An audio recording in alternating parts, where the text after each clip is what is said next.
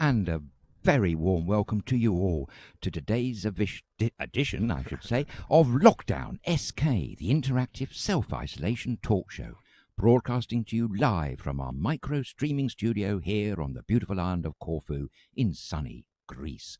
Should there be an interruption to this transmitted broadcast for any reason today, please log on to our website at www.StudioKerkyra.com or the video platform that is Vimeo.com, or else good old YouTube, and now, of course, Twitter and Twitter Periscope. And, of course, to help me and us all to bring you this digital broadcast across the internet today to you, I'm very glad we have the assistance and help of our producer, Claire Haas, who will be endeavouring to answer all those questions from you on Facebook Live Messenger and taking those elusive Skype calls, although I should point out the Skype connection isn't quite working today, but it will be back in operation from tomorrow onwards. And as always, no broadcast would be complete without the irrepressible company of the one and only Mr. Thomas Haas. Hello, Thomas, how are you? Hi, Adrian. We got again now, late night. Hi, everybody. Thanks for tuning in. Thanks for watching again Lockdown episode 51 today. Wow, how beautiful it is, and the sun is out, it's getting warmer, the summer is coming, and we saw already, and I can't believe that, but you saw it today and I saw it today. We saw tourists. We did. Actually, last night on the streets of Maratica there were quite a few tourists, probably about 6 or 7 with backpacks, so they definitely weren't locals, I don't think. And today I was behind some Romanian tourists in a car, clearly from Romania. How they got spirited here with ferries not working, I do not know. So I have no idea, but it was just weird to see. So hi guys, thanks for watching, thanks for tuning in again. So many tuned in. So David Roseman saying hi from a sweltering Romney Marsh. Wow, good one, David. Yeah, it's great. Jackie Cherry is saying hello. Cherry OD, hi guys from a not so sunny Donegal. Ooh. Bad one, Jerry. Never mind. We'll send some sunshine waves your way very soon. So, and Sarah Roseman is saying, David, don't forget to say sitting in the garden with the cream tea for VE Day. Yes, indeed it is. It's Victory in Europe Day. 75 years ago on this very day, they were celebrating the end of World War II. I should point out that Russia celebrates its Victory Day tomorrow along with Ukraine and Belarus. But today there's been a lot of commemorating things going on. Sadly, they're not able to do the things they had planned, but they did have a fly past from the wonderful Red Arrows. And the Queen, Her Majesty Queen Elizabeth II, is going to make a televised address, I do believe, at 9 o'clock tonight, which incidentally, Thomas, is exactly at the same time on the same date 75 years ago that her father, King George VI, made his address. Yeah, it's weird, isn't it? It's exactly 75 years now, yes, it is, yeah. From this address, and now she's going to have another one, and we're in another crisis when you look at it. We are indeed. Now. Some say another war, actually, this time with an almost invisible enemy, the wretched COVID-19. Very nasty indeed. But there's still going to be some celebrations. We'll show you some pictures later on, I know that, and I think everybody would join in. It was a 2-minute silence this morning, I think at 11 o'clock, to remember the fallen. Yeah, from World War II. Even Germany is with the commemoration as well. They're commemorating all the war victims and victims of dictators, I notice. So it's but let me go over here. Margaret Johnson is saying hi everybody from a hot and sunny Kent, 24 degrees. Wow. Gosh. Melita, hi Melita, honoring V-Day in a very warm London today. Amazing tributes everywhere. Bunting in every street. The red arrows did us proud. Yes, so they're great. Fantastic. Thanks for telling us that, Melita. Well, it's always good to see a bit of bunting out, isn't it? And, Definitely. Something to celebrate. The one thing we don't want is another blooming war. And, with all this business with COVID-19, the world is a precarious place. That's for sure. Yes, it is. And Julie Cam is saying happy VE Day, guys. Happy VE Day to you you too. Julie. And we got great because she stopped her last day of COVID testing at Edinburgh Airport, and then she's going back to her actual jobs for Boots and looking after all the pharmacy delivery drivers for Northern important. England and Northern Ireland. Fantastic. And when I go over here, I got a picture. Oh no, that's the wrong one. Sorry. Here she is. Smiling Julie. Here is smart Julie. Great, Julie. Nice to see. She said she got presents from her workers, a bottle of gin. So how fabulous. But she was proud and honored to be able to do that job and help out to care for the people on the front line. So that's great. Well done, Julie. And why we just said Melita is partying in London. So let's have a look how it looks. So that's how it looks, guys. That's great, isn't it? Yes, it is. Super. Good one, Melita. Let your hair down if you can.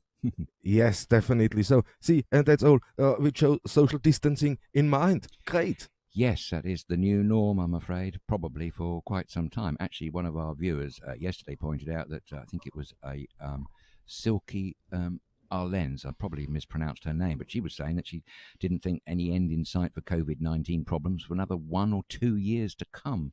Wow. I don't know. Let's hope she's not right there. And let's hope we can get rid of and shot of this wretched pandemic, hey? Yeah, and here Steve Bowers is riding in highlights, making the most of this hot weather in England before it goes to 10 degrees on Sunday. So. Oh, yes, indeed. Someone said it was 24. It's, just in case you want to know, it's a beautiful sunny day here, so picturesque, beautiful Corfu, and it's 21 degrees. 21, yes. And Jackie Cherry is saying in the sun is 34. So, really? So yeah, now the Lucky sun is Jackie. quite strong when you're out there and seeing this. I sit in the shirt here because we sit inside the van. So, With the you know, it's different. It's a little bit, yeah, but hey. Yes, but it's still very sunny, and as always, Corfu is its normal, beautiful self. I can assure you of that. But yes, I was surprised to see tourists around yesterday, Thomas, I have to say. No, I was surprised today. I drove out from Halikuna, I drove home, and all of a sudden I could see, Italian car coming towards me, packed with, you could see it's loaded with suitcase, with holiday makers. I was okay, what's going on here? So I don't understand that, and I have no idea. They must have cut some boat here or other. That's for sure. Hey. Have we got some local stories? We got a couple of local stories from Corfu. It's not that many, but one is a very good story, and I want to highlight that at the beginning. And that's when I go over here. Okay, now the pictures come in, and that's when people ask what are they doing here at the moment on Corfu. And there's a lot of voluntary groups, and that's Agiradi's primary school. Is it really? Yeah, okay. It's great. And Harriet Lombardi, Harriet von St. George. Yes, lovely lady. Great, yeah. And you know what?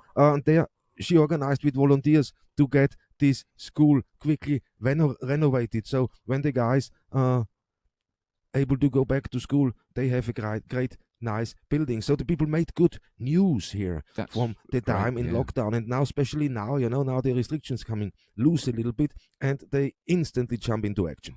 That's absolutely brilliant. Well done, Harriet. Super to see. Good one. So, and there's the volunteers, and if you want to join them, you can come up tomorrow, 10 a.m. At the school, Agirades, and they are happy to see a couple of more volunteers, of course. Good one. So, yeah, that's that one. They've been doing quite a bit, actually. I saw some other postings on, I think it was Corfu South Group on Facebook the other day when they've been concreting and all sorts.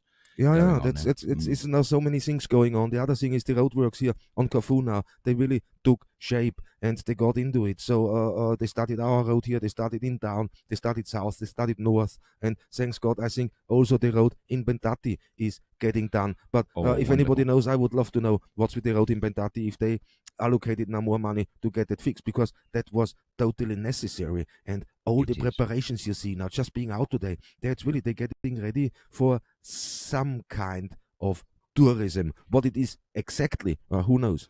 Absolutely, but in Pentati they have an ongoing battle with that road that leads from the beautiful cliff-top village of Pentati to Agios Gordis. I know the mayor, Spiro, there is a fantastic mayor, and he really has worked and pulled most of his hair out over the years with that road, so that would be fantastic if they can get some sort of long-term solution to it. Otherwise, the little village there finds itself rather cut off.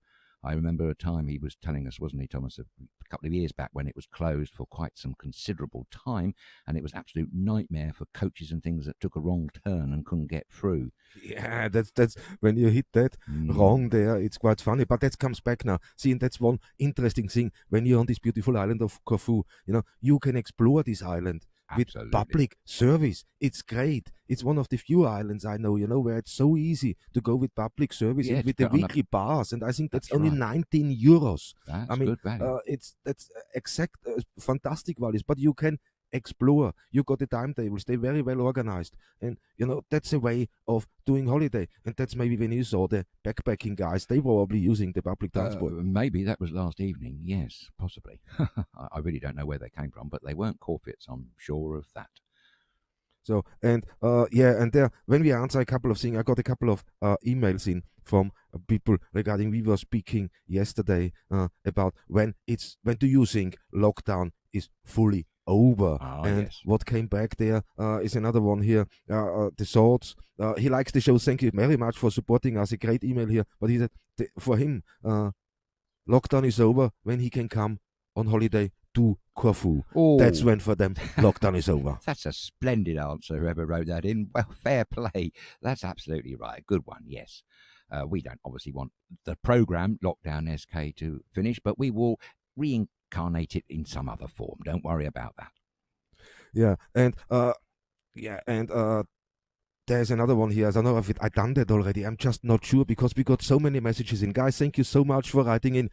Comment, send us an email. It would be great. So if you want to comment, you can comment live now here while we're on the show. Take part in the conversation, in the discussions we have. If there's anything you want to let us know, don't hesitate. Go in inbox at StudioKerkyra.com and send us an email, and I try to catch whatever I can. If I miss something, our producer Claire is sending me this on the other line. But here is coming in from David and Angela, and they're saying, hi from sunny Eastbourne. I just wanted to say hi and thank you for a great program. We were in Corfu last year, our first time. And as you said earlier, we felt refreshed and booked again when we came home. It is September, so it may not happen. No, we love listening to your show, and it makes us feel we are there. Take care, David and Angela. Great. Thank you so much for that email, guys. That's brilliant. Yes, absolutely lovely. Thank you very much indeed for writing in and saying that. And if there's any, please, if any suggestions or anything you'd like us to cover, don't hold back. Let us know. Thomas, did you catch that fantastic gentleman who's now 100, Captain Tom, or Colonel Tom, I should say now, staggering total of £39 million. Wow. Isn't that extraordinary? Is that gone up to 39 million now? Yes, but one thing I will say, though, which is a rather bad one, in the news today, there's a bit of a kerfuffle going on regarding the site Just Giving, which he was using to gain all that money. They've charged a 5% fee and paid themselves a staggering £308,000. A lot of people aren't very happy about that. But that's it. This is now who paid? Admin. This is the site from Just Giving he was using to collect all this money in. Their case, of course, is that it costs them money. They have administration costs and fees to bear. But there is huge pressure on them, I can tell you, to waive this particular fee for this particular case. So they're saying they're making enough money, the guys, anyway, with all the donations, with all the thing what's going on Just Giving. I'm not surprised. And one thing on the other side, I say, you know what, you know how hard it is to get something off the ground, or they get something off the ground, you have to look after it, and especially when you work on the internet, it's all the security costs, it's everything you have to calculate. You have to have there's always people costs, there. Sure. Yes. There's and some of the costs are quite a lot. You have to have the staff there, you have to have the equipment, you have to, and on and on and on. And then people think, this is an opportunity for them to make money. It's a split mind about that. I don't know. I don't think they're profiteering, because I think they made a statement the other week saying they were actually reduced their fees for this particular case. Yes, it's a good question whether they're right to charge anything at all, but someone's got to pick up that bill because it's not free of charge. It doesn't run itself. Yeah, that's the thing, and quite so. I think they donated anyway. They donated. They have 10,000 or what? They have donated to that too. What do our viewers think? Let us know. We'd like to know about that. I think it was the Sun newspaper that was running that story this morning in the United Kingdom. I think, yeah. Did you hear about another bit of bad news from our wonderful viewers, Steve Bowers and Sue from their sunny Manchester, I think, today. Down the road in Salford, last night there was a break into a warehouse, Trafalgar Warehouse, I think it was called, and they took the thieves took a load of PPE equipment, would you believe, destined for the NHS in West Yorkshire and care homes. So the point why I'm mentioning this is that obviously there might be a flood of PPE on auction sites that have come from spurious sources. If you were to come across any of that, please give the police a ring. The thing that's really bad, they took £166,000 worth of equipment, which included a staggering 80,000, but which represents 10 pallets worth of high quality N95 respiratory masks. The very thing that the NHS need so desperately needs. Yes, isn't that a low down trick? 3 thieves, I think, were involved in that. So, and what can we do about it? I mean, they're gonna sell that probably, and they probably sell this off on eBay or other platforms and so things. So they must be able to catch them. Yes, so, keep your eyes open. This is a question about to snitch or not to snitch. This was actually a moral debate. Today's moral debate we were going to put out to you. Whether it's right to snitch, grass, or as our Aussie friends say, dob someone in. The supporters of that notion are saying, yes, of course, because you're doing your civic duty. The antis to that notion are saying, that's a low-down trick, you're grassing your mates up or whatever. But we've heard this in the news quite a lot, haven't we, over lockdown period, Thomas, where in United Kingdom, for instance, lots of people have been phoning up lines and snitching on their neighbours for having parties, dinner parties, and all sorts of things. Would you believe, though, that in Australia it's become quite a thing? They've been actually encouraged to do that. And they had... somewhere, I can't see it now, but they've got there was 5,000 calls to a hotline. I think it was in New South Wales in Australia when this phone line went live to snitch on people. So, is it the right thing to do or is it not? We don't know the answer to that, but we really would like to hear your views, our viewers and listeners. What do you think about that, Yeah, so definitely. What do you think about snitch or don't snitch? And it's a valuable question because it makes... What do? You don't want to snitch on your neighbor. You don't want to be, back in the Cold War times where everybody snitched on everyone. No. So it's more a freedom thing. But if they're breaking the law and risking other people's lives, then I think then it's a concern when you say, okay, now you have to intervene. But snitching or not snitching is really... some people say, do you want to really get this far to ask people to snitch on each other that can rip a community apart? So exactly, which way do you choose? I don't know. I'm not going to make judgment on that, but I would be very interested to hear the views of our listeners on that one. I'll give you the flip side of the coin later on in the programme. There's a good side to snitching. I'll tell you what that is later on. But let's hear your views first before we say that. Yeah. Now, write us in and tell us what you think about snitching on your neighbor. It's I want to know. I mean, is it good? Is it bad? Would you do it? Would you not do it? This depends on the circumstances of snitching. I don't know. That's a hard one to ask. Yes, and interestingly, a lady who we kind of know called Elizabeth Speller, who was a leading light at last year's Corfu Literary Festival here on this beautiful island. She was interviewing some heavyweight authors, if you remember, if you were lucky enough to go there. She put on Twitter yesterday a story that concerns Nigel Farage. Someone snitched on him when he was poking around in Dover, would you believe? And the boys in blue... What did he do in Dover? Well, that's a good question. He says, according to the thing on Twitter, that he went there to investigate what was going on about an alleged boatload of immigrants that had just turned up in Dover, and he was worried, of course, about the spread of infection of COVID-19. He lives in Kent, but he does not live in Dover, somewhere away, I do believe. Anyway, someone snitched him up, and last evening, I think the evening before, he had a raucous knock on the door very late. That's what he was moaning about, by the boys in blue. Ooh, nice. And he was so angry about the police calling on his door and telling him he shouldn't have been out with lockdown that he wrote a letter, would you believe, to the Chief Constable of Essex Police Force. And in this letter, which I read because it's on Twitter, you too can read it, he introduced himself as a broadcaster, a journalist, and a leader of a political party. Well, he's got 3 hats there. Which one are you, Mr. Farage? I noticed the newspaper was the Daily Telegraph, would you believe? But anyway, there we are. He was snitched up, and I don't quite know what's going to come of that. I don't know anything about the boatload of alleged immigrants in Dover either. I can't comment on that because I honestly don't know. But there we are. I mean, Even what he said, he is a journalist and broadcaster. Yes, in this I don't believe he's a builder. That's all he is. Always has been, always will be. It's in my eyes, he's just a builder. Well, he was an ex-gold bullion market trader, actually, some time ago in the city of London. Before he's headed up, I should say, quite a few political parties along the way, hasn't he? Go on. Yes, he was a European MEP, and he's the man that used to lead a protest every time at the opening of the European Parliament when they used to play Beethoven's fantastic Ode to Joy. He would make a demonstration by standing up and turning his back. Who could turn their back on Beethoven? That's the question I want to ask. I bet Beethoven's brain was considerably bigger than Nigel Farage's. And if Nigel Farage disagrees with me, he's got a live radio show on LBC Radio. Nigel, if you ever get to listen to this, phone me in. I would love to talk to you. Let's have a real ferocious debate. Gloves will be off, I can tell you. That would be interesting. I would love that one. Man. I'm ready. But back, guys, quick on to that one. Thank you for writing in. Thank you for commenting. Here's a couple of comments in here now from Margaret Johnston.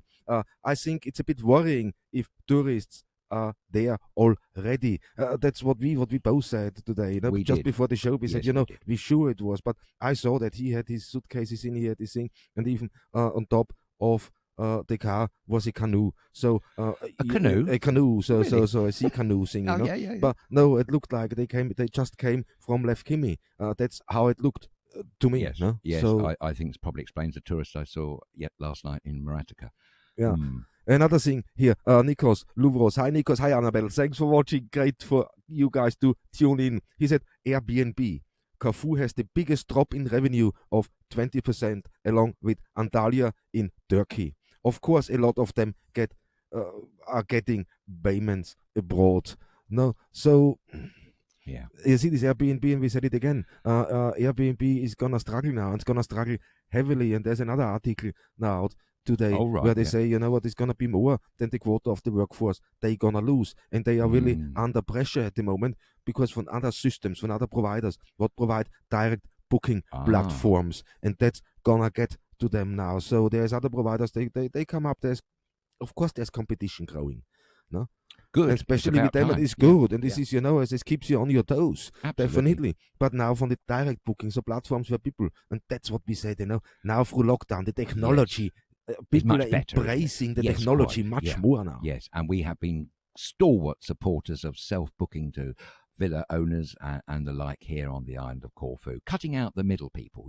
Book direct. We've promoted that quite a lot, actually, and maybe that kind of thing will come into its own. Mind you, having said that, we mustn't forget the gentleman that we heard about yesterday who's struggling to get his money back from a certain accommodation thing. But area. That's what it's gonna be now, because everything was booked, and some people book a year in advance, and I know a lot of them. So that's gonna be alternative date. Let's see how they can cope with it. But Airbnb are gonna get it now, and I think that's gonna be a problem. And listening to the national newspaper in Athens, the Catamarini, they saying that it is really in short-term lettings gonna be the biggest drop in history. So really? Short-term lettings are gonna go down the drain more or less now for the moment. And no, that's bad news, no? It is indeed, yes. Thomas, I read something about airports. We've heard from Julie Cam. She went to Edinburgh Airport, I do believe, to do some testing for COVID-19. Yeah. God bless Julie. She's fantastic. Do all the boot stuff. Great job, guys. Really, really great. Yes, and also they've got their safe rooms in all their Boots pharmacies in the United Kingdom for victims or sufferers of domestic abuse. So we mustn't forget that one. That's a very good one. But the other thing is, Thomas, Manchester Airports Group announced this morning new guidelines. They own Manchester Airport, Stansted and East Midlands Airport in the United Kingdom, and apparently they're the first in the UK to introduce airport-wide strict rules on passenger flights, which are full face coverings, masks and gloves. That's the difference there. All these things will be provided free of charge when you arrive at the airport, we do believe. Yeah, great. And I'm getting much more messages in. Thank you so much, guys, for writing in and commenting. It's it's great. And I have here a couple of things here. Now it's Jackie Cherry is saying the children's playground in St. George is being renovated too. So that goes in. That might be the concrete I saw. What you saw in Thank you very the picture. much. That's great. Then Birgitte Michalek is hello from Austria. Hello Austria. Hallo Österreich. Hoffentlich ist alles in Ordnung bei euch und alles ist gut. I have a couple of news from Austria. Great. But we talk in a minute about that. And Lavinia Saras is saying maybe there were expats who live here and just looked like tourists. So for the guys what we saw on the road, it could be. I don't think so, Lavinia. Not the ones I saw yesterday and today. No, I don't think that. But that's only my opinion, and my instinct told me that. I don't know. Who am I to say? But I don't think so. On the subject of lockdown, though, Thomas, there seems to be some differences of opinion emerging in the United Kingdom. Boris Johnson is due, as we said yesterday, to make a televised address to the nation on Sunday night about the proposed easing of lockdown, but he sort of backpedaled in the last 24 hours, and I think it's only going to be small scale things like more time for exercise outside. Maybe you might be allowed a bit of sunbathing in a public park, but I don't think there's easing of lockdown anytime soon. But the reason I'm mentioning it is because apparently it would appear that United Kingdom is going in different waves on this. Wales, Northern Ireland and Bonnie Scotland are going to be setting their own agenda, it looks like. But Nicola Sturgeon, the Prime Minister of Scotland, I must report on her. She's come out absolutely fighting. She's bitterly against any hasty lockdown removal. She said, quote, it would be a catastrophic mistake to drop the stay-at-home slogan, for instance, and she can't see an end to lockdown anytime soon because she made a good point that Scotland, in her opinion, hasn't reached its peak of cases yet.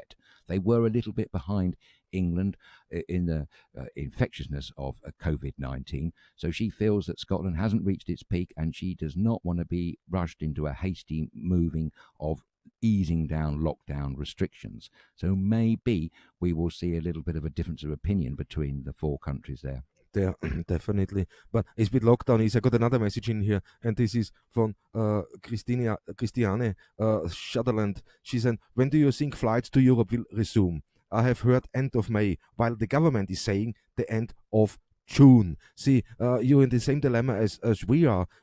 We simply don't know. I mean, we're just putting our feelers out and we're talking with the airport now, and we just get hooked up and we're going to have a meeting with the airport guys to see that we can organize, because we would love to live stream the first tourist flight what comes in to the island and share that moment with you. So that's why we are contacting them and talking, and maybe we can get more information out. But I heard something around 20th of May. Maybe, but you remember we said that most of EasyJet's cabin crew have been furloughed till the end of May. Well, I just heard yesterday that that's now been extended to the end of June. Oh, that's so EasyJet. That's now most cabin crew are furloughed to the end of June. Yeah. There will be some flights of special service personnel operated, maybe a cargo flight or two. But as for holidaymakers from EasyJet, I don't think there's anything coming anytime soon. But okay, we still got Ryanair on here, and Ryanair, I haven't heard anything specific. The only thing that they're still taking bookings, and that they're still heavily taking booking for flight in June. That's one thing. Okay, they're the airline that Mike O'Leary, who's the boss there, said he did not accept having the third middle seat empty because of the reduced load capacity, which would be 66%, and to him that would be uneconomic. To answer that viewer's question about when will European flights resume, do please bear in mind one thing. The actual EU itself and all the countries that make up in the EU, they haven't come to a formal agreement between themselves yet. It's still very much in the mix. We don't know, and they don't know. So it's ongoing. But we do keep hearing conflicting reports from airlines. British Airways announced staggering losses the other day, and it's rumoured they're going to be making more people redundant. They've already announced 12,000, but there's more coming, and they might abandon Gatwick Airport as well. They do. Yes, I don't. So what is then? I mean, it looks bad for International Airlines Group. Quite frankly, they can't sustain that level of losses. I don't think. Yeah, but I get the message in from Philip. Thank you, Philip. Philip is saying Wizz Air are advertising July for flights to Greece. So July for flights to Greece. This is from Wizz Air. Yes, well, we kind of said something similar to that the other day. So that could very much be on the cards. But as I've just said, it does depend on the EU coming up with some framework that will be able to license all these airlines to fly through Europe. Don't forget also that some of them will take a week or more, 10 days, to get the aeroplane service to be ready to fly. Then we've got to consider the pilots retraining to keep up with their tight schedule of safety. There's a lot of things in the mix here. And to be honest, also, they haven't finally agreed whether they're going to be making masks mandatory or not on flights. It looks that way, I have to say. No, I think Wizz Air said it's mandatory to have Wizz Air did, not all the others we have no idea. Guys, thank you so much for writing in. We're getting so many comments in there, and I know I missed a couple, but I'm gonna come over. We got a nice message from John Wright in there. I'm gonna read in a minute. But back to your questions about snitching. And, good one. Melita is saying snitching anonymously in this situation will not destroy the community. Life first. Yes, so, agreed. I would personally agree with that one, Melita. Yes, absolutely. And anonymity is always a good one, isn't it? Definitely. And here, when I go on and say, by Lavinia is writing in snitch, you have to stand up for what is right. Yep. If people are so dishonest or stupid, they deserve to be penalized, punished, especially if they are endangering other people's lives. So absolutely. and that's straight on. So totally. It is about, you have to save lives, and really that dumb to start risking. That's why I said, when it affects another person, yes, or puts another person at into risk, at sure. risk. Yeah. That's the line. They say, okay, and now I draw the line. Boom, I have to snitch, but it's not snitching, it's reporting. It's something what's very, very for public safety. That's yes, man. Look in. I spoke today with Austria quickly, and one of the Vienna radio stations were broadcasting that there is a rise in cases reported in one of the hospitals. Oh, right. So they relaxed that the last 2 weeks and got really. And when you speak with people around, I said, there's a lot of cars on the road, the same as here. Yes, it's full. Yeah. Everybody's shopping. Everybody's out doing this here on this. No, and they worried that they're getting into a second wave now. How far that's true, I have no idea. So guys, you have to think all these things. What you have to take with a little bit of pinch of salt. But sure. I got told a radio station in Vienna said there is a new influx in cases. So that sounds bad. Yeah, it does indeed. You had a message from John. I think you said you were going to read out in a minute. Yes, and I got a message here from John. This is regarding the VE Day. The UK are celebrating VE Day today. I visited the British cemetery in Corfu, where there is a memorial stone to the sailors who died in the sinking of HMS Sumares. Okay. And Volage, old Germans and Serbian graves. So just like to say a big thank you to Georgios, the caretaker at the cemetery, a wonderful man. And that's right. And there's a lot of people that we heard that. So yes, he keeps this British cemetery here in Corfu so fantastically together. It's a beautiful place. I haven't been myself, but I have heard from so many people that it's one of the most pest and upkept graveyards you could possibly imagine. I don't know, but it's good to hear that it is being kept up. My aunt's grave, when I go to it, which is not 4 years ago. Well, no, I've been to England since, but not recently. But it's a funny one. Do you get buried or do you get cremated? I guess with burial, there is at least a permanent something for relatives and friends to go and pay respects to. So perhaps it's slightly better than being burnt. I don't know. I have no idea. So it is as long as you know the place where the person laid to rest is. I think it's okay.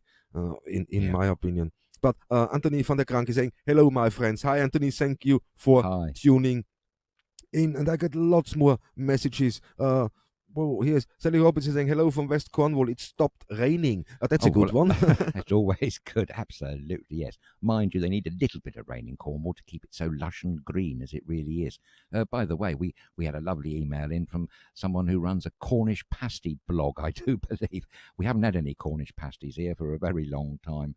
So I miss them, actually. Cornish pasties, marvellous things, although I'm not supposed to be talking about food. What am I doing, dear? Naughty. I know. And Jane Petit is writing in and saying, hi from sunny Stoke-on-Trent. Enjoying a bims in the garden. Love to you all in Corfu, especially to our friends in Cassiope. So great. Thank you very much for that. That's absolutely great, man. It's always good when we can pass your wishes on to your friends or relatives here on the island, wherever you are in the world. And, of course, we can pass on the good wishes from Corfits here to their friends around the globe. And that is, after all, what Lockdown SK is. It's your digital platform connecting people in the spirit of collaboration, which, of course, is exactly what we need to fight COVID-19 pandemic. Back over to the flights. Jackie Cherry is saying, my daughter is a cabin crew for BA. She is furloughed to end of May, but until the end of May at the moment. So we know. So but until the end of May they have that. So maybe in June it starts. I think they're gonna open that. Yeah. I don't know. That was the end of June. The furlough for the EasyJet is now end of June. It's been extended by a month. End of May. Right. Okay. I mean, it's a lot of things. It's a lot of things. You know what happened. There's a lot of speculation going on, and that's really. When you look now, I'm not sure for the holiday season at all. When I hear things from one side, then you hear things from the other side, and as we say, we're researching really everything heavily just to make sure we're not talking any bollocks. But it's we got a disclaimer in front of the show, man. It's it is so hard. It's not easy to do. No, it's not, especially if the regulators and the EU countries themselves and the EU Commission haven't quite formalised a plan yet that everybody can get behind. It's a bit of a Swiss cheese, really, isn't it? Full of holes. Definitely. Here is another thing, what that makes where everybody's happy to get their flights now up and running. Just back, Christina Sutherland is saying there's a growing backlog of rescue dogs due to the go to Holland and Germany. Too many dogs stuck here, and she said Adrian should know, because he hears more and more barking over his back fence. But thank you for reminding me. But it's never a problem to hear dogs barking. Actually, there is a dog somewhere in Halicunas that has a fabulous bark, and it can echo around the place, and at night that is really quite interesting. It's a nice sound. But I was told by someone who's associated with the ARC, wonderful animal charity here on the island, of which there are many. Agni Dog Rescue is another one. They were saying that there's at least, I think, 20 dogs that have been stranded here through the winter month, or since lockdown has begun, because they simply can't get on a flight to Holland. Holland takes in a lot of dogs, and Germany does, I believe, as well, from this island. There are so many strays here, and I do know there is a concerted campaign to get dogs spayed and neutered to try and cut down these unwanted, poor, unfortunate dogs.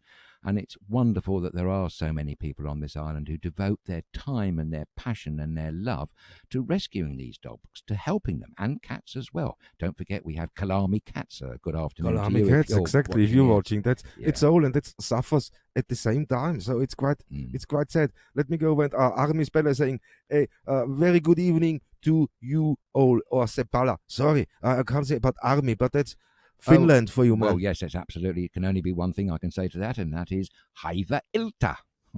We love Finland and we love you, Army. Definitely, yes, we do. Julie came in saying traffic on the road seems almost normal now around Edinburgh, and it's the same as here, isn't it? Do you know what? It's snap. It's the same here in Maratic. I couldn't believe how many cars I saw on the road today. Everybody's going about their daily business. Although one food shop, I shouldn't mention it, wasn't exactly very busy. Even though they're taking very serious precautions. I noticed last night that they closed early and they were giving the shop a full disinfectant, would you believe, which is good to see. Good to see, definitely. And Brigitte from Austria is writing in, my holiday was cancelled today from Restplatzbörse. That's another, it's like, easy booking, thingbooking.com. It was the first competent answer to all my emails I wrote to them. So finally she got back. But flight should be from Vienna, resuming from Vienna as normal on the 2nd of June with Austrian Airlines. Right. Thank you, Brigitte. Yes, that's a great piece of information which we wouldn't have known otherwise. So thank you very much for sharing. So that was from Brigitte, and that's great. Thank you. There, isn't it? Yes, a bit of hope. Yeah. So when we get this information, thanks for sending it in. That's really so useful for us, because it's no, you don't know. You Can you believe everything the airlines tell you now at the moment? Some of the people say no, not really. The others say is screaming and said, the media is not telling the truth because they're getting censored. If that's true or not, I don't know. We for sure not getting censored. No one's going to censor us. We stress again that we are an independent TV live streaming production company, and we are completely non-affiliated. That's the key phrase you need to know, ladies and gentlemen. And while we're on the subject, mind you, if you have a product or a service that you would wish us to promote, we would love to hear from you. So why not drop us a line at inbox@StudioKerkyra.com, and maybe we can come up with a fabulous sponsoring advertising package just for you. Yeah, you could promote Lockdown, for instance, or the next amazing program, if it is, that we're going to produce. Whatever it is. Yes. But the best thing, they can't find us. We're in the middle of nowhere, and that's the beauty we of it. We like being in the middle of nowhere, don't we? And we actually we have a penchant for broadcasting literally in the middle of the nowhere, and many viewers rather appreciated that last year. We do endeavour to hope to do that again this year. Now lockdown is a little bit easier here on Corfu. We are free to move. I think Thomas mentioned earlier on today to me that we were going to be able to, from the 18th of May, possibly do some broadcasting, maybe from archaeological sites. And so we're going to extend for sure, because we're fully mobile, and that's why we built that new broadcasting van over the winter, ready for February to hit it with the carnival, and then everything went down. But now we're ready, and we're going to have some great thing. And another thing, we are completely adjusted. We are completely night vision enabled. So we have a 4-camera live mixing night vision board here. So that's great, and that's we're gonna use for certain things. We must, and that's, bring that a little bit closer. Yeah, definitely. Yeah. I did see some fabulous photographs from various people in various media outlets of the super moon that's been around in Europe this week. Fantastic photographs. We've had our own supermoon here, called a spring moon this time. Sadly, I believe it's the last one of the year that we're due to expect this year. I don't know. You never know. But no. Well, the moon has a set trajectory. I dare say these astronomers know what they're talking about. Yeah. No, supermoons are fantastic to behold, aren't they? Yeah, and Jackie Cherry is updating us with the dogs, and there's arrangements are in progress for the considerable number of dogs to be sent to Germany as soon as the ferries are running. Great. And there 50 dogs chipped tomorrow in readiness. So tomorrow they're chipping 50 dogs for readiness to get transport. So great, guys, you're doing such a fantastic job. And one day we want to come down with that van. We want to live broadcast from the area, show this a little bit off. So it's, what the guys do, what you're doing. So just keep it coming. It's great. Thank you so much, guys, for tuning in and sending us so many comments. It's brilliant. Well, that last comment is extremely encouraging and positive news, isn't it? Because it's been a bit bleak on that subject all these weeks now with lockdown. So the fact that they're chipping 50 dogs ready to be repatriated, as it were, to Germany, guten Abend to our wonderful German viewers. That is fantastic news, Thomas, isn't it? Yeah, no, definitely. And let me go over here. If we carry on talking about, all the easing of restrictions, and here, according to the minister, culture sites and artistic venues will start reopening in stages, beginning of on the 18th of May. Even though the Prime Minister Kyriakos Mitsotakis has ruled that out in one of his addresses. So he said no to that. But hey, they were still announcing. I'm completely shocked. The Prime Minister says one thing, a minister says another thing. How can that happen? But he said on the 18th of May, archaeological sites open under strict conditions. There must be distancing of at least 1.5 meters, and only a specific number of people will be allowed in per hour. Masks and the use of antiseptics will be recommended. On the same date, rehearsals and filming can begin with special safety measures which will be circulated. So I hope they're circulating that. But for us to go and say, okay, now we can start off, at the moment is the 18th of May. Right, just one point slightly different there. On Twitter from the Greek tourism ministry, I think it was, saying that Greek museums are due to be open sometime in June. So maybe by July, these things will definitely be open and operational. We can say that. Could be, definitely. Here, on the 1st of June, outdoor cinemas opening with a limit of 40% of capacity, so that social distancing can be maintained. Then, on the 15th of June, museums open. There must be distance of at least 2 meters, and only open circuit air conditioning is allowed. Only a specific number of people will be allowed in per hour. And then it goes on for a whole month, and on the 15th of July, outdoor cultural events can begin. Well, that's that one. Splendid. On the subject of limiting the amount of visitors into a museum, And maybe actually, in a way, that's quite a good thing, because there's nothing worse than seeing some precious prize piece of art or history and you just can't get to grips with it. You can't get to see it because there's so many people wanting to do the same thing. So actually, maybe that's one positive thing that we could say about. It's a thing. I mean, not if you're having to be in a queue for hours, obviously. Oh, that's the thing, how much is the queue, or can they organize it? Exactly. Does he reserve it? Does he for a hotline? Yes, you phone that. But I understand what you mean. It must be great just to frolic through a nice museum, have time, have space. I mean, I remember when we filmed in the Kapodistrias Museum, and we're gonna show you that clip very, very soon. But great! There was no one else around. We had special access, and it was great to longingly, lovely to be able to look at all these wonderful. I think you appreciate things more if you've got time to soak it all in without having to worry about someone pushing you out the way and all the rest of it. But I think it's going to make it a much more interesting experience. And yes, we all have to get used to the new normal, isn't it? Indeed, so, yes. Do you know, my parents were telling me, I wish you'd be normal. Well, anyway, now maybe I am. I don't know about new. I'm definitely not new. I'm old normal. See, there is hope, man. Well, there's always hope, Thomas. Yes, there must be hope. Without hope, we're nothing. We've got to have hope, absolutely, because it is a beautiful world, a wonderful planet. It's only us that muck things up, How did they say, if you don't have any hope, you've got Bob Hope or somehow? How did it go? I don't know that one. Bob Hope was a great American comedian. I know, yeah. I think it's American saying, they're probably not English. Sorry, our American friends, I don't know that one. If you're listening to this, please let us know. Write in. Send a message to our wonderful producer, Claire Haas, there on Facebook Live Messenger, or an email at inbox@StudioKerkyra.com.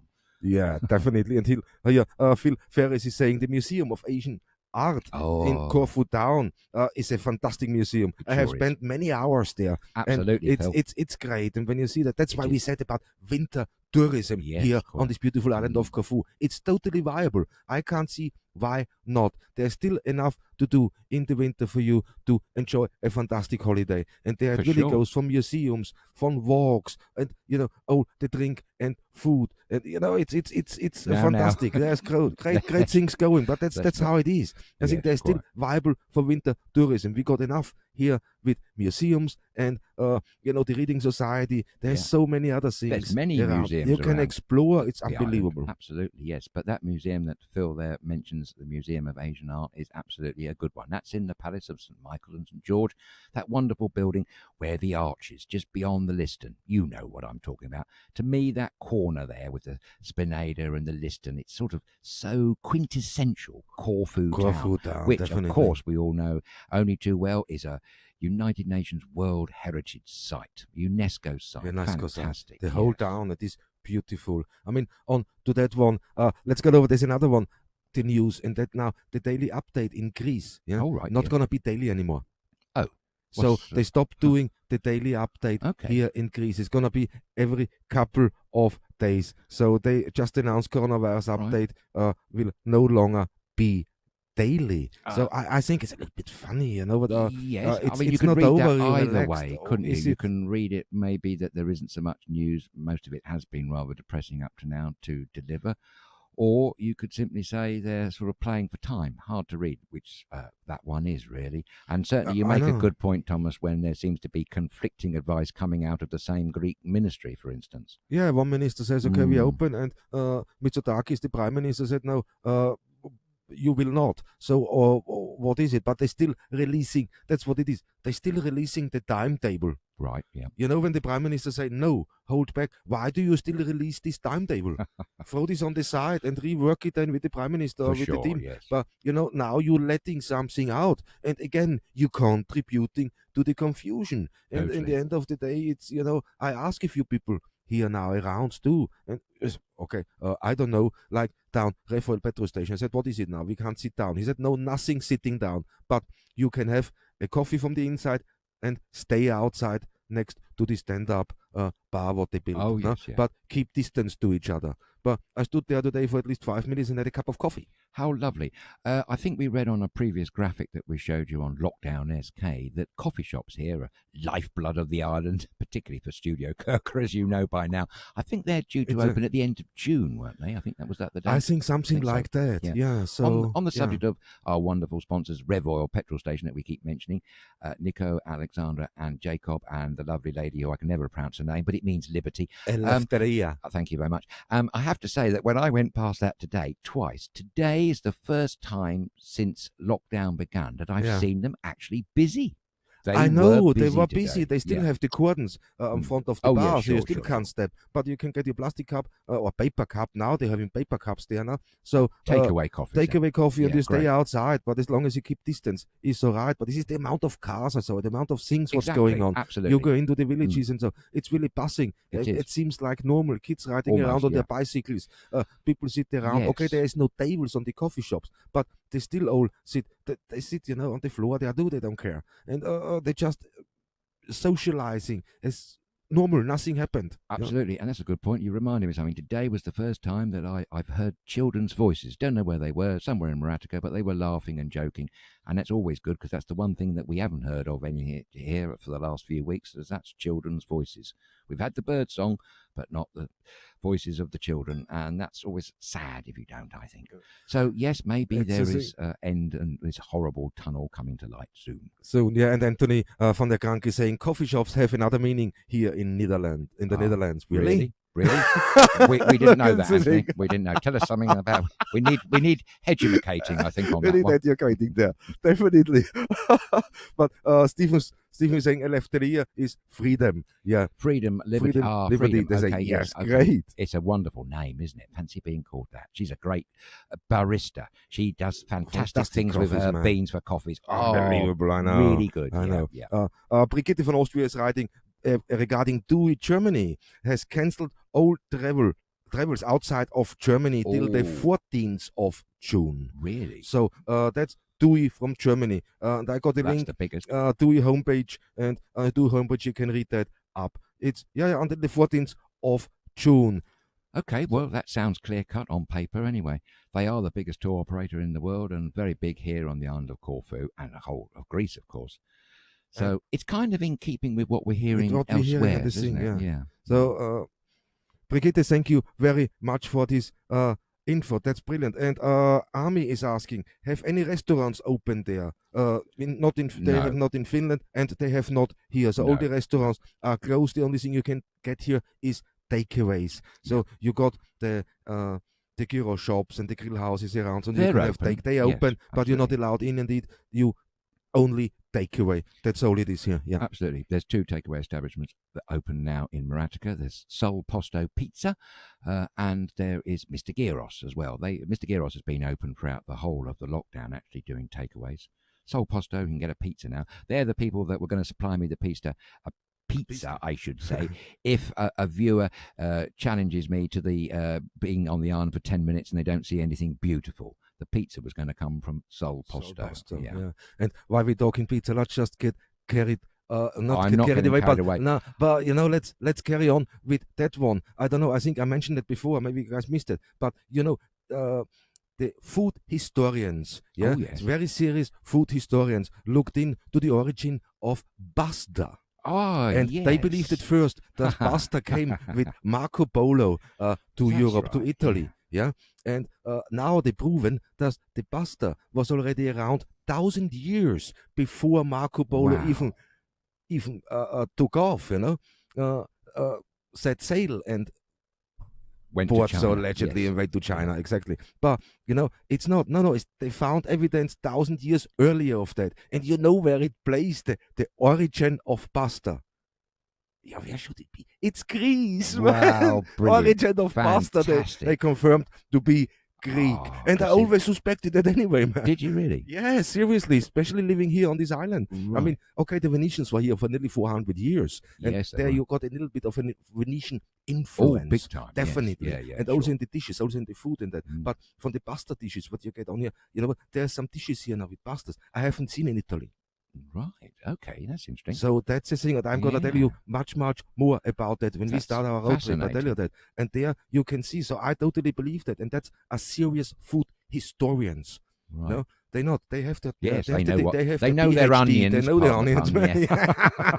and their potatoes and everything else as well. Yeah. Blimey. I'm afraid I don't even know my cauliflower. Birthplace of pasta, man. I'm so happy. Yes, that's great. But it just rams home the fact that just how significant Greece and Greek culture has been to other cultures across thousands of years, where English language, which we're using at the moment to deliver this broadcast to you of Lockdown SK, I think I read somewhere that perhaps 60% of the English language is actually derives from Greek, which is quite extraordinary. We all know about pharmacological terms are Greek in origin, and we also know that the Greeks devised sewage systems and central heating systems before even the Romans did. So good, fair play to Greece. So definitely, and I'm getting much more, much more things going in. I'm getting loads in here, to be honest. Here is Steve, sunny Liverpool, but not the same as Cassiope, and he sent us a picture of himself. I try to get it into the show in a little while, so that's great. But when I look here now, Eleftheria or Thanatos, freedom or death, no, the Greek motto, that's great. I get a lot of things in here. I love Corfu Down. A little difficult parking in the summer, and yes, it's great to sit at the coffee and watch the live go by. And there's Jerry OD, I know, and that's what I missed. This was the empty chair protest now on the list a couple of days ago. Now where they protested. Yes. Yeah. Thank you, Jerry, that's a little bit of a. We happen to agree with you. Drinking coffee in a wonderful coffee shop here on Corfu, you can watch the world go by. All types of human beings come to this island. It's a very rich tapestry of human life. One thing that we all got in common, once you visit this beautiful island, if you're not so lucky enough to live here, as we may be, once here, you'll never forget it. You'll always be smitten forever. All around the world, millions of people over the last 40 more years who have been coming in here in their droves. There's a little bit of Corfu in their hearts, wherever they've returned to.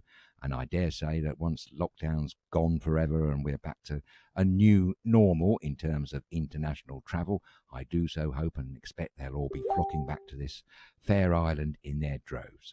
Obviously practicing social distancing when required.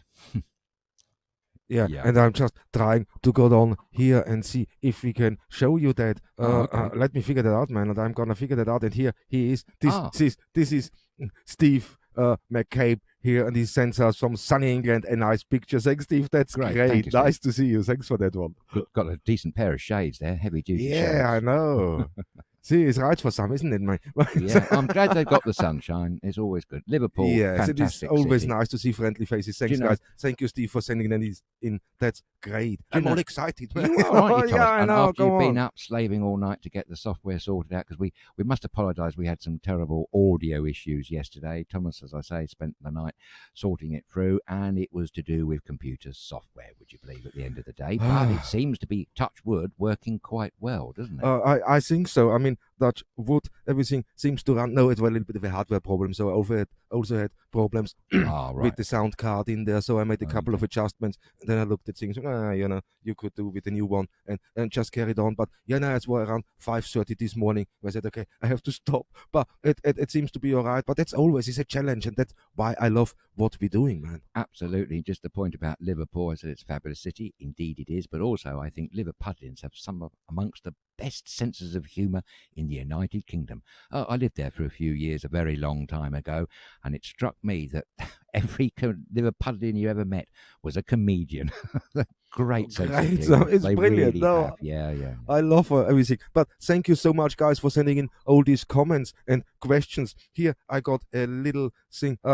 Brigitte is saying, for TUI Austria is the same. Cancelled all travels outside Austria till the 14th of June. And there's also, I'm going to look into the website.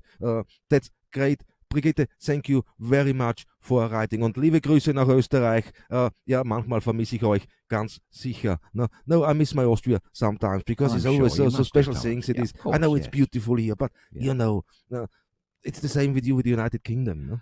I miss a few things. I miss a certain dish, which I'm not going to mention because I said I wouldn't. You were banging on about Austrian sausage being very fine, I do remember. There's a There's lot of things very fine in Austria, mate. I used to like Austrian smoked cheese. Smoked cheese, was a favourite of that's mine, a favourite of actually. Claire too. Yeah, it's fantastic. But we got so much, you know what? Maybe we do a road trip, Austria, one day. You will never know, man. No, I'd love to see the mountains and the lakes and all of that. Yeah. I've never been to Austria, so I would love to see it, actually. Yeah, oh my God, you know what? When you, I drove through with JJ, our cameraman, because we had to bring the van back, the first van we had, the first smaller broadcast van a couple of years ago. Is this now already, you know? And I had to drive back, and I stopped with him in Austria, and he just loved it, no? He did. I believe, yes. No, it all sounded good. What an adventure you had, though, Thomas. I know, it's great. But Anthony is saying sound and picture are great now. So that's great. Thank you very much for letting us know. That's a relief. We were sweating a bit after yesterday's broadcast because it's not very nice to have an irritating echo in the background. And actually, after the broadcast, we did some further tests here, and that echo, the delay, got worse and worse. So it would have been highly irritating for all you lovely viewers and listeners having to put up with that. But rest assured, Thomas waved his magic wand, and we've got the software and the hardware hopefully compatibly talking to each other, and we're running smooth. So that's fantastic. Well done, Anthony. Yeah, and Margaret Johnson said, sound good, but still got subtitles. I don't have the subtitles today. I don't know what strange. I know, but subtitles. Which is funny as Corfu translates something as Kung Fu. Kung Fu? What? Not Kung Fu Panda? Corfu, it says Kung Fu. Who's writing the subtitles? We have no responsibility for this. We don't even know what's going on. Well, no surprise there. But anyway, subtitles, no. I mean, it could be handy, but not if you write Kung Fu for Corfu. That's no good, is it? No, definitely. See, I mentioned Austria, and Claire is saying already, pumpkin seed oil, yummy. Yeah, it's one of my favorites. And David Roseman is writing in, he's saying Austria is one of the most strikingly beautiful countries in the world. Thank you very much. Yes. But, you know, we got good taste. That's why the Austrian got good taste. That's why we picked this island too. No? So yes, it's the thing, you know. Oh, what the... Yeah.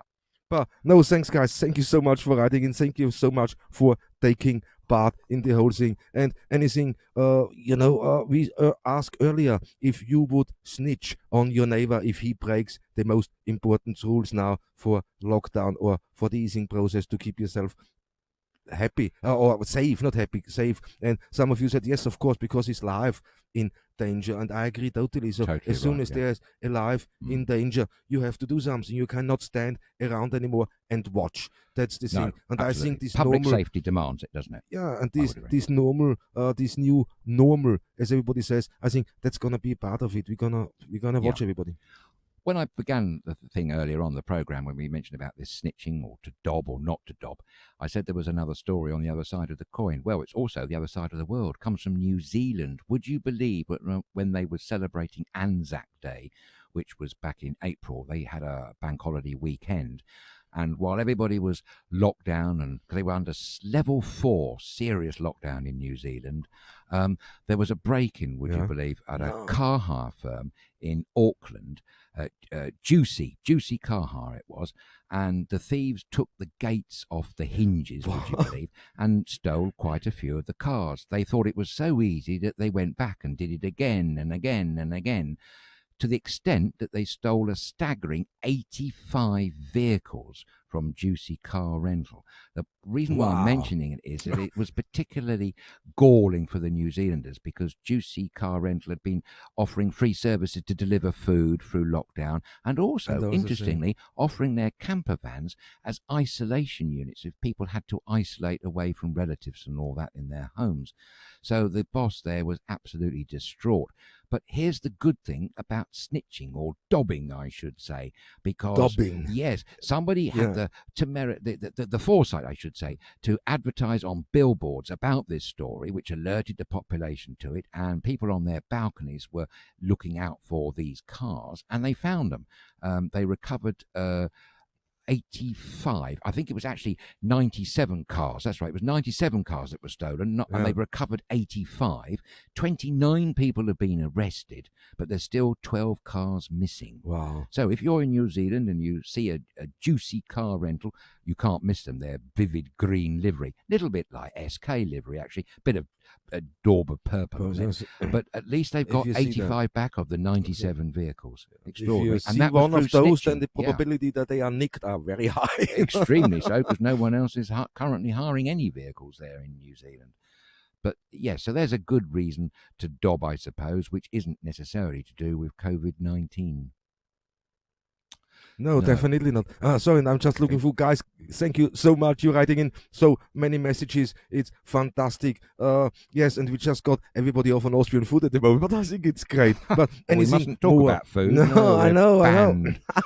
But one more story. You got one more good story. Well, it's past. It was in Germany, Gudenabend again. Yesterday there was a brewery in Hesse. Is that right, Thomas? You know about German more than I do. Hesse, I think it is, and Hesse? It was the Willinger brewery. They handed out a staggering 2,600 litres, that's 690 gallons of free beer. Yes.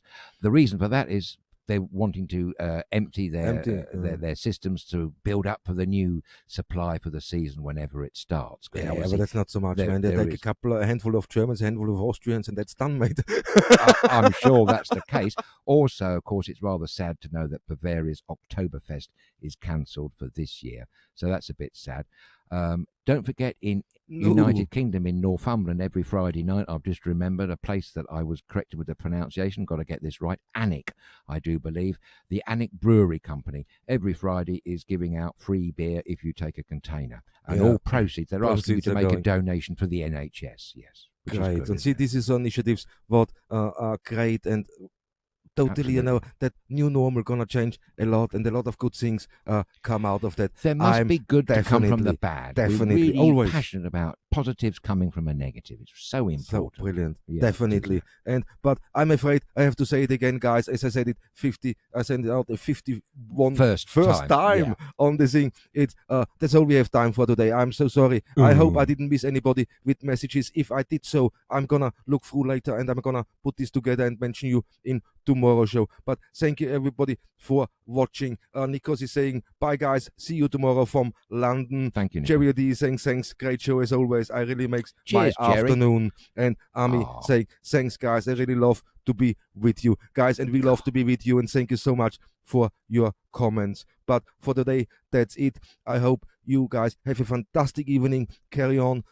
Be happy, and we're gonna see you tomorrow very, very soon. Yeah, it's another 24 hours. Tomorrow afternoon, 6 It's not PM, long to wait every day. really? It's just crazy what's happening. But It's thanks, crazy. guys. If you have anything to say, write an email to inbox@studiokerkyra.com. So thanks. That's all for me tonight. Have a fantastic evening, and Kali Nichter. Absolutely, and thank you very much for sharing your time with us here on Lockdown SK, and enjoy the rest of the day wherever you are, and as always, a very good afternoon to you all.